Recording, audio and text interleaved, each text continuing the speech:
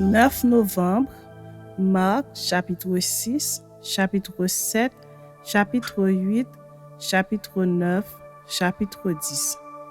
Jésus partit de là et se rendit dans sa patrie.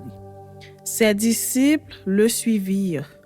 Quand le sabbat fut venu, il se mit à enseigner dans la synagogue. Beaucoup de gens qui l'entendirent étaient étonnés et disaient : « D'où lui viennent ces choses ? Quelle est cette sagesse qui lui a été donnée et comment de tels miracles se font-ils par ses mains ? N'est-ce pas le charpentier, le fils de Marie, le frère de Jacques, de Jose, de Jude et de Simon ? Et ses sœurs, ne sont-elles pas ici parmi nous ? » Et il était pour eux une occasion de chute. Mais Jésus leur dit : « Un prophète n'est méprisé que dans sa patrie, parmi ses parents et dans sa maison. » Il ne peut faire là aucun miracle, si ce n'est qu'il imposa les mains à quelques malades et les guérit. Et ils s'étonnaient de leur incrédulité. Jésus parcourait les villages d'alentour en enseignant. Alors il appela les 12 et il commença à les envoyer 2 à 2 en leur donnant pouvoir sur les esprits impurs. Il leur prescrivit de ne rien prendre pour le voyage, si ce n'est un bâton, de n'avoir ni pain, ni sac, ni monnaie dans la ceinture, de chausser des sandales et de ne pas revêtir de tunique. Puis il leur dit : « Dans quelque maison que vous entriez, restez-y jusqu'à ce que vous partirez de ce lieu. Et s'il y a quelque part des gens qui ne vous reçoivent ni ne vous écoutent, retirez-vous de là et secouez la poussière de vos pieds afin que cela leur serve de témoignage. » Ils partirent et ils prêchèrent la repentance. Ils chassaient beaucoup de démons et ils oignaient d'huile beaucoup de malades et les guérissaient. Le roi Hérode entendit parler de Jésus, dont le nom était devenu célèbre, et il dit : « Jean-Baptiste est ressuscité des morts, et c'est pour cela qu'il se fait par lui des miracles. » D'autres disaient : « C'est Élie », et d'autres disaient : « C'est un prophète comme l'un des prophètes. » Mais Hérode, en apprenant cela, disait : « Ce Jean que j'ai fait décapiter, c'est lui qui est ressuscité ?» Car Hérode lui-même avait fait arrêter Jean et l'avait fait lier en prison à cause d'Hérodias, femme de Philippe, son frère, parce qu'il l'avait épousée.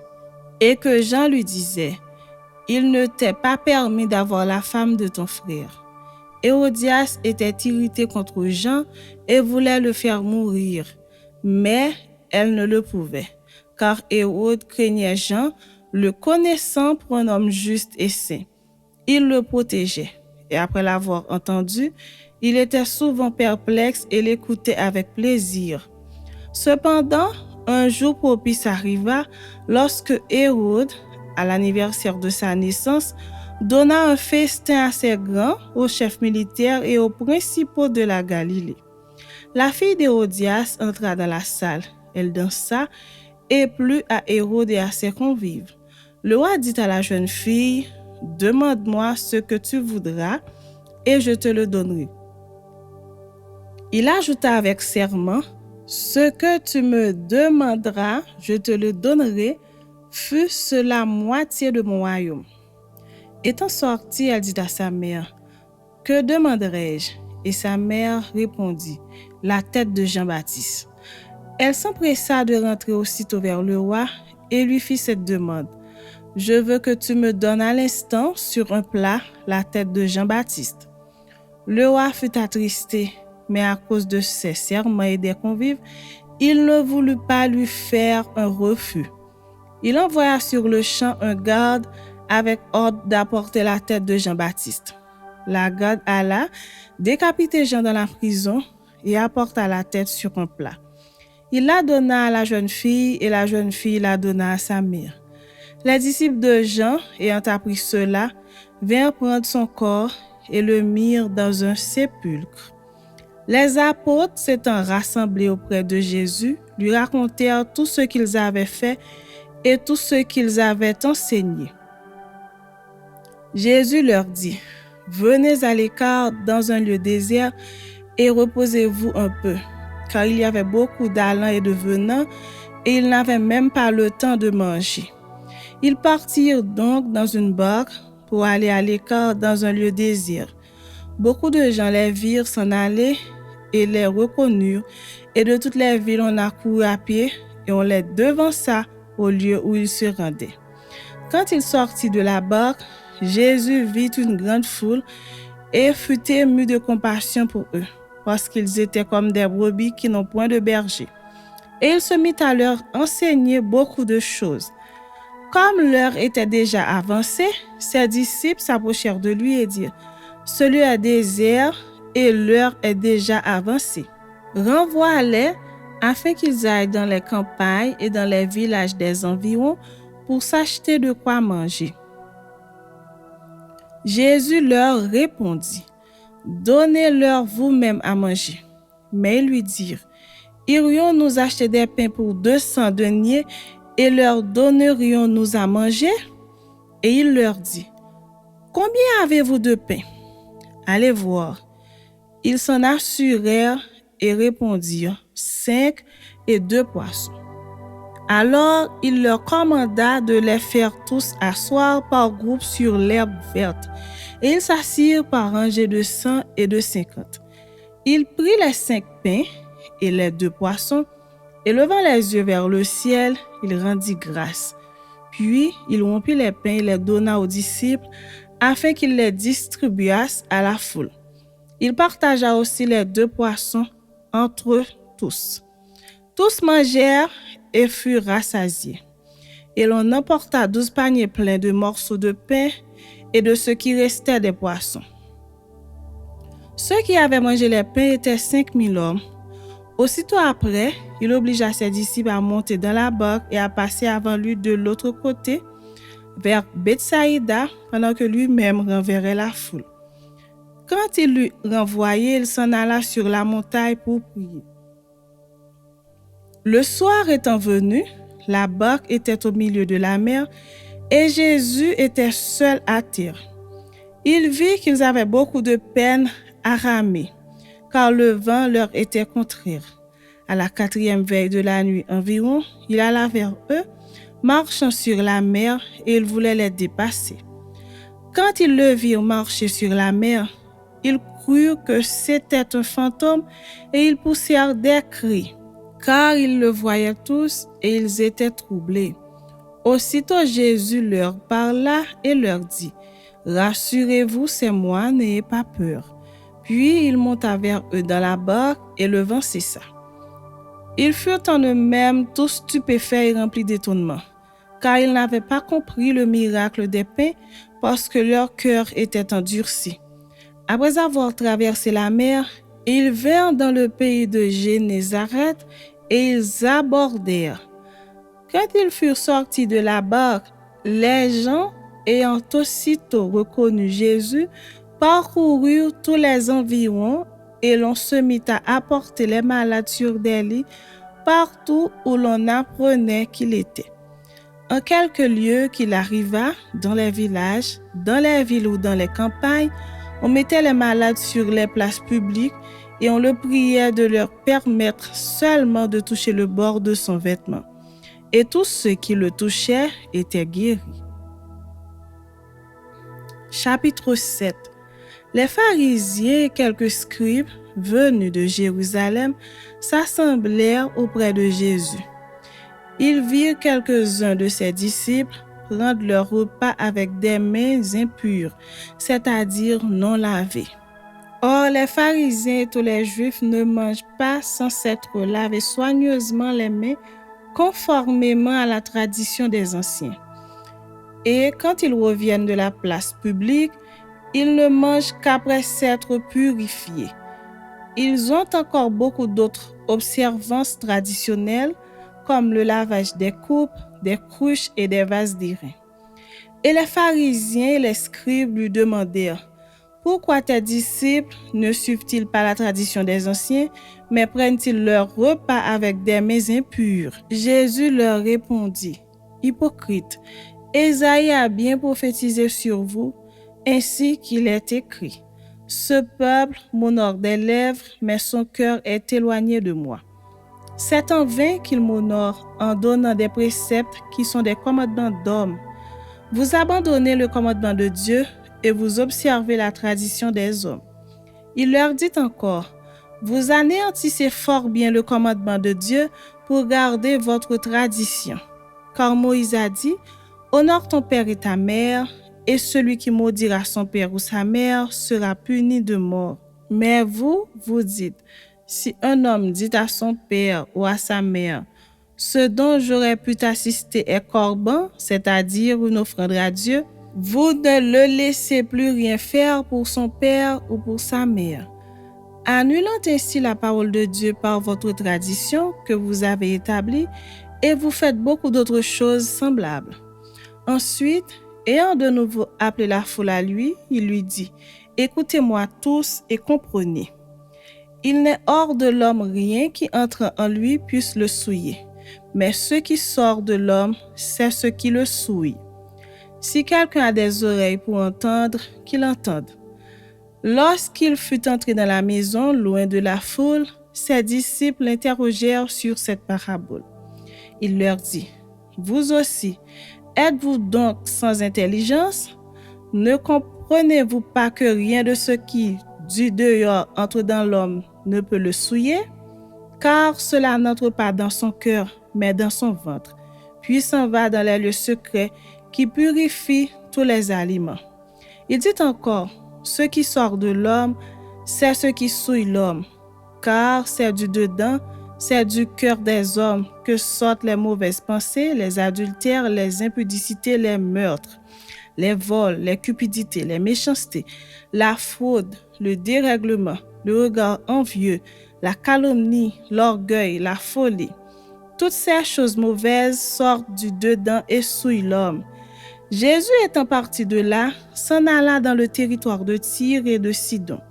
Il entra dans une maison, désirant que personne ne le sût, mais il ne put rester caché.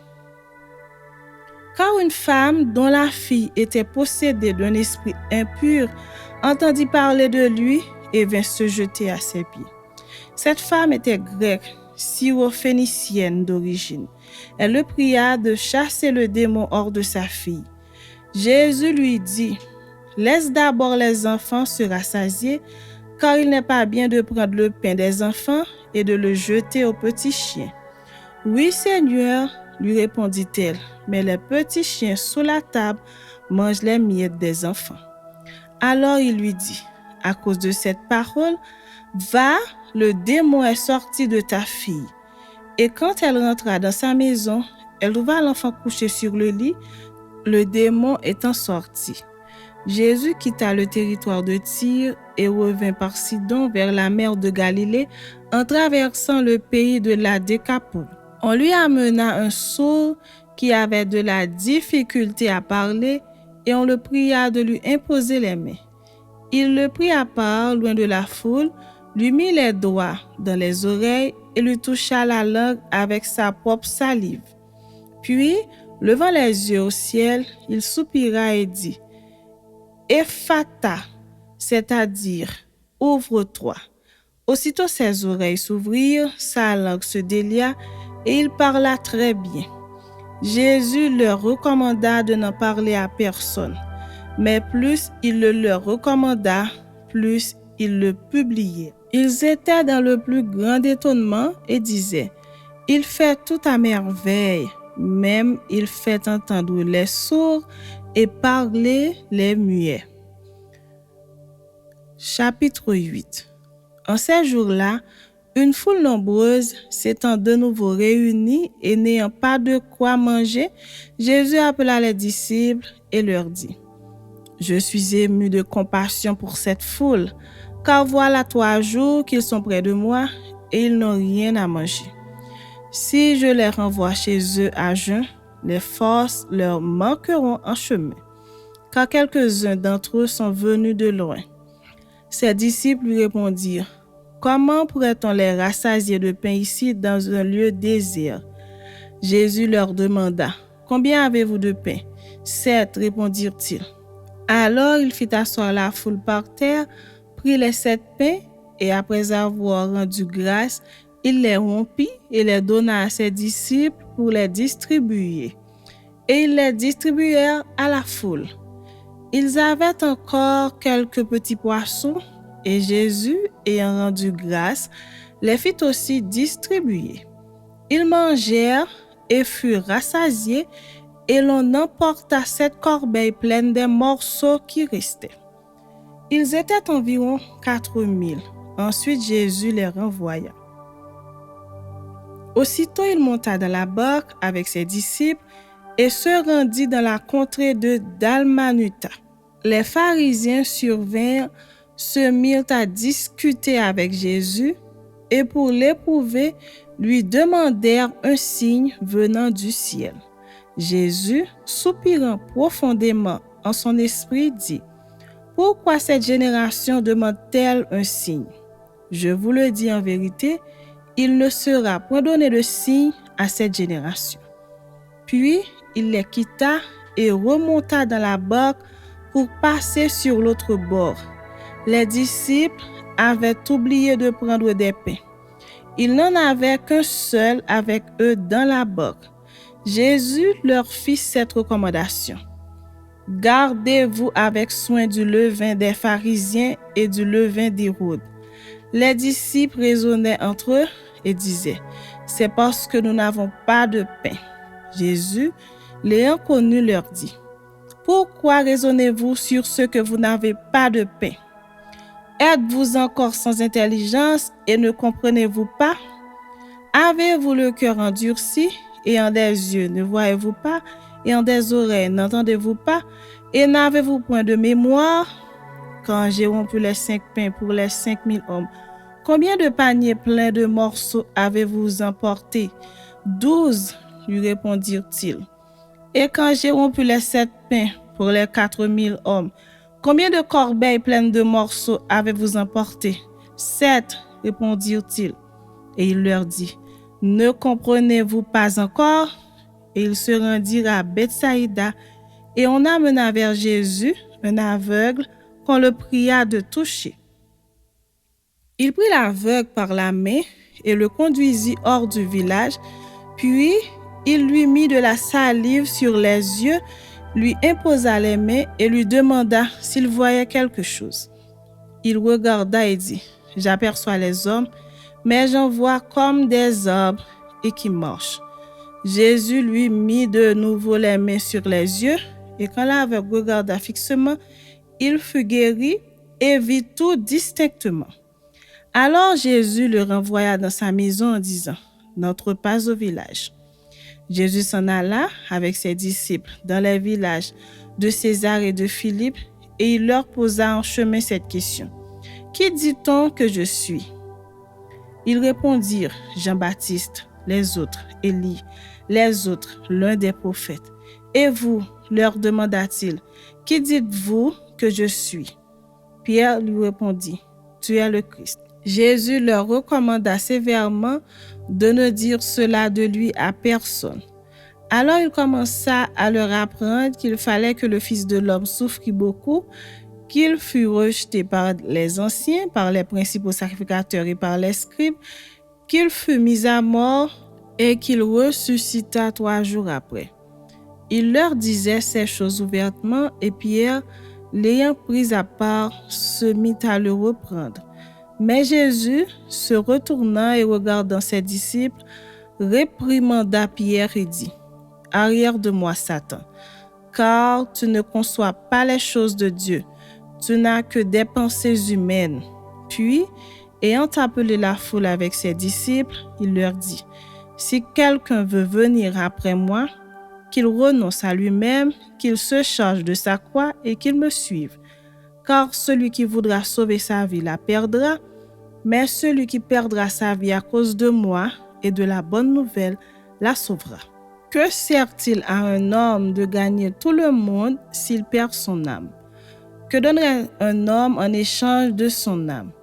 Car quiconque aura honte de moi et de mes paroles au milieu de cette génération adultère et pécheresse, le Fils de l'homme aura aussi honte de lui quand il viendra dans la gloire de son Père avec les saints anges. Chapitre 9. Il leur dit encore, je vous le dis en vérité, quelques-uns de ceux qui sont ici ne mourront point, qu'ils n'aient vu le royaume de Dieu venir avec puissance. 6 jours après, Jésus prit avec lui Pierre, Jacques et Jean, et il les conduisit seuls à l'écart sur une haute montagne. Il fut transfiguré devant eux. Ses vêtements devinrent resplendissants et d'une telle blancheur qu'il n'est pas de foulon sur la terre qui puisse blanchir ainsi. Élie et Moïse leur apparurent, s'entretenant avec Jésus. Pierre, prenant la parole, dit à Jésus, « Rabbi, il est bon que nous soyons ici. Dressons 3 tentes, une pour toi, une pour Moïse et une pour Élie. » Car il ne savait que dire, les fois les ayant saisis. Une nuée vint les couvrir et de la nuée sortit une voix. « Celui-ci est mon fils bien-aimé, écoutez-le. » Aussitôt les disciples regardèrent tout autour et ils ne virent que Jésus seul avec eux. Comme ils descendaient de la montagne, Jésus leur recommanda de ne dire à personne ce qu'ils avaient vu jusqu'à ce que le Fils de l'homme fût ressuscité des morts. Ils retinrent cette parole, se demandant entre eux ce que c'est que ressusciter des morts. Les disciples lui firent cette question. Pourquoi les scribes disent-ils qu'il faut qu'Élie vienne premièrement? Il leur répondit, Élie viendra premièrement et rétablira toutes choses. Et pourquoi est-il écrit du Fils de l'homme qu'il doit souffrir beaucoup et être méprisé? Mais je vous dis qu'Élie est venu et qu'ils l'ont traité comme ils ont voulu, selon qu'il est écrit de lui. Lorsqu'ils furent arrivés près des disciples, il vint autour d'eux une grande foule et des scribes qui discutaient avec eux. Dès que la foule vit Jésus, elle fut surprise et accourut pour le saluer. Il leur demanda, « Sur quoi discutez-vous avec eux? » Et un homme de la foule lui répondit, « Maître, j'ai amené auprès de toi mon fils qui est possédé d'un esprit muet. En quelque lieu qu'il le saisisse, il le jette par terre. L'enfant écume, grince des dents et devient tout raide. J'ai prié tes disciples de chasser l'esprit et ils n'ont pas pu. » Race incrédule, leur dit Jésus, jusque à quand serai-je avec vous? Jusque à quand vous supporterai-je? Amenez-le-moi. On le lui amena. Et aussitôt que l'enfant vit Jésus, l'esprit l'agita avec violence. Il tomba par terre et se roulait en écumant. Jésus demanda au Père, « Combien y a-t-il de temps que cela lui arrive? » Depuis son enfance, répondit-il. Et souvent, l'esprit l'a jeté dans le feu et dans l'eau pour le faire périr. Mais si tu peux quelque chose, viens à notre secours. Aie compassion de nous. Jésus lui dit, « Si tu peux, tout est possible à celui qui croit. » Aussitôt le père de l'enfant s'écria, « Je crois. Viens au secours de mon incrédulité. » Jésus, voyant accourir la foule, menaça l'esprit impur et lui dit, « Esprit muet et sourd, je te l'ordonne, sors de cet enfant et n'y rentre plus. » Et il sortit, en poussant des cris et en l'agitant avec une grande violence. L'enfant devint comme mort, de sorte que plusieurs disaient qu'il était mort. Mais Jésus, l'ayant pris par la main, le fit lever et il se tint debout. Quand Jésus fut entré dans la maison, ses disciples lui demandèrent en particulier, « Pourquoi n'avons-nous pu chasser cet esprit? » Il leur dit, « Cette espèce-là ne peut sortir que par la prière. » Ils partirent de là et traversèrent la Galilée. Jésus ne voulait pas qu'on le sût, car il enseignait ses disciples, et il leur dit, « Le Fils de l'homme sera livré entre les mains des hommes. Ils le feront mourir et 3 jours après qu'il aura été mis à mort, il ressuscitera. Mais les disciples ne comprenaient pas cette parole et ils craignaient de l'interroger. Ils arrivèrent à Capernaum. Lorsqu'il fut dans la maison, Jésus leur demanda « De quoi discutiez-vous en chemin ?» Mais ils gardèrent le silence car en chemin, ils avaient discuté entre eux pour savoir qui était le plus grand. Alors il s'assit, appela les 12 et leur dit « Si quelqu'un veut être le premier, il sera le dernier de tous et le serviteur de tous. » Il prit un petit enfant, le plaça au milieu d'eux, et l'ayant pris dans ses bras, il leur dit « Quiconque reçoit en mon nom un de ces petits-enfants me reçoit moi-même.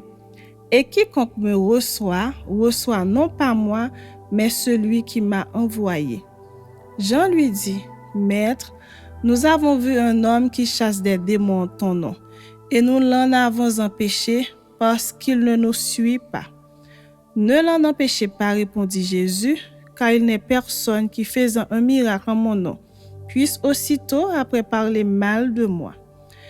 Qui n'est pas contre nous est pour nous. Et quiconque vous donnera à boire un verre d'eau en mon nom, parce que vous appartenez à Christ, je vous le dis en vérité, il ne perdra point sa récompense. Mais si quelqu'un scandalisait un de ces petits qui croient, il vaudrait mieux pour lui qu'on lui mît au cou une grosse meule de moulin et qu'on le jetât dans la mer. Si ta main est pour toi une occasion de chute, coupe-la.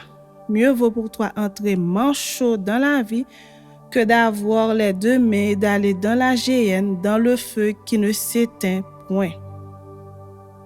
Si ton pied est pour toi une occasion de chute, coupe-le. Mieux vaut pour toi entrer boiteux dans la vie que d'avoir les 2 pieds et d'être jeté dans la géhenne, dans le feu qui ne s'éteint point. Et si ton œil est pour toi une occasion de chute, arrache-le. Mieux vaut pour toi entrer dans le royaume de Dieu, n'ayant qu'un œil, que d'avoir 2 yeux et d'être jeté dans la géhenne, où leur ver ne meurt point et où le feu ne s'éteint point. Car tout homme sera salé de feu. Le sel est une bonne chose, mais si le sel devient sans saveur, avec quoi l'assaisonnerez-vous? Ayez du sel en vous-même et soyez en paix les uns avec les autres. Chapitre 10. Jésus étant parti de là, se rendit dans le territoire de la Judée au-delà du Jourdain. La foule s'assembla de nouveau près de lui et selon sa coutume, il se mit encore à l'enseigner. Les pharisiens l'abordèrent et pour l'éprouver, ils lui demandèrent s'il est permis à un homme de répudier sa femme. Il leur répondit « Que vous a prescrit Moïse ?» Moïse, dirent-ils, a permis d'écrire une lettre de divorce et de répudier. Et Jésus leur dit « C'est à cause de la dureté de votre cœur que Moïse vous a donné ce précepte. Mais au commencement de la création, Dieu fit l'homme et la femme. C'est pourquoi l'homme quittera son père et sa mère et s'attachera à sa femme, et les 2 deviendront une seule chair. Ainsi, ils ne sont plus 2, mais ils sont une seule chair. Que l'homme donc ne sépare pas ce que Dieu a joint. » Lorsqu'ils furent dans la maison, les disciples interrogèrent encore là-dessus.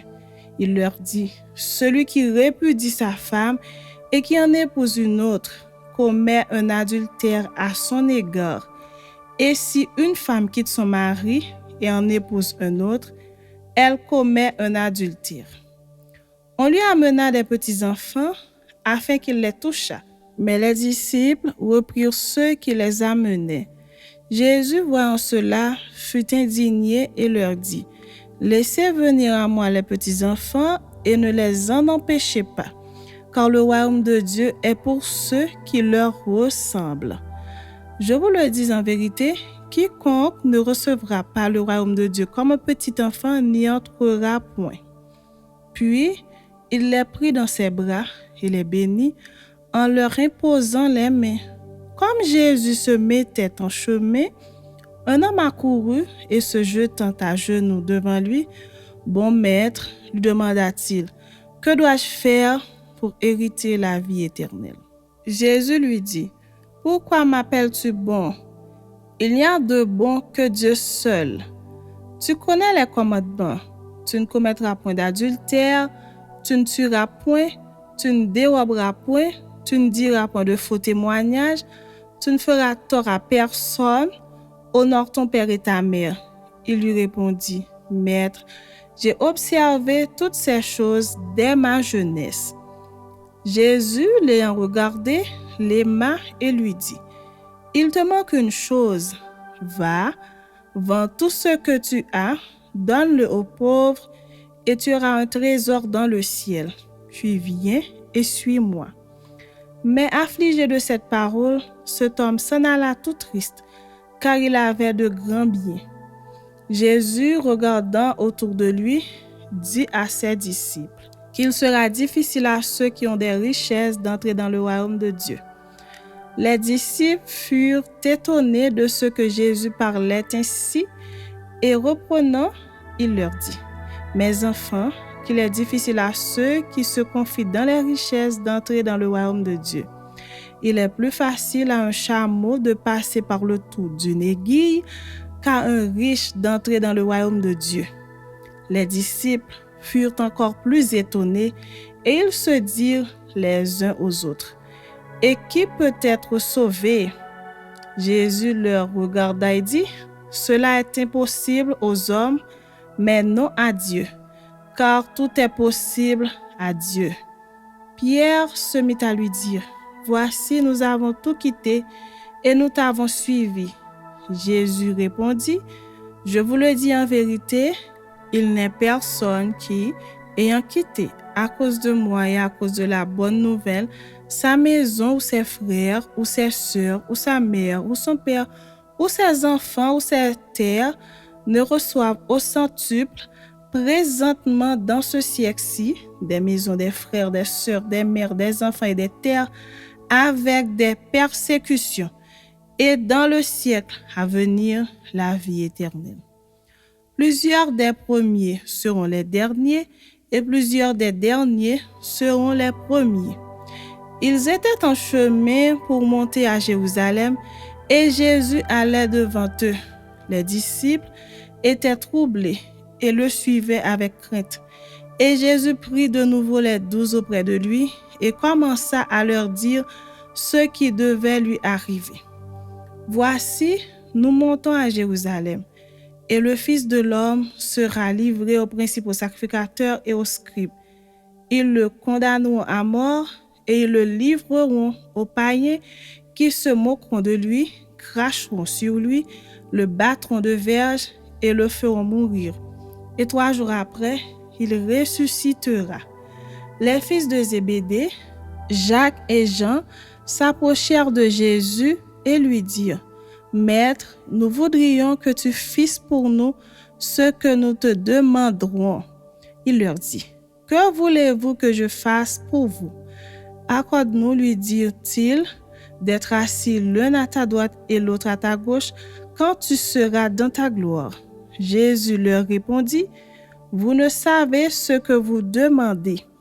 Pouvez-vous boire la coupe que je dois boire, ou être baptisé du baptême dont je dois être baptisé? » « Nous le pouvons, dirent-ils. Et Jésus leur répondit, « Il est vrai que vous boirez la coupe que je dois boire, et que vous serez baptisés du baptême dont je dois être baptisé, mais pour ce qui est d'être assis à ma droite ou à ma gauche, cela ne dépend pas de moi et ne sera donné qu'à ceux à qui cela est réservé. » Les 10, ayant entendu cela, commencèrent à s'indigner contre Jacques et Jean.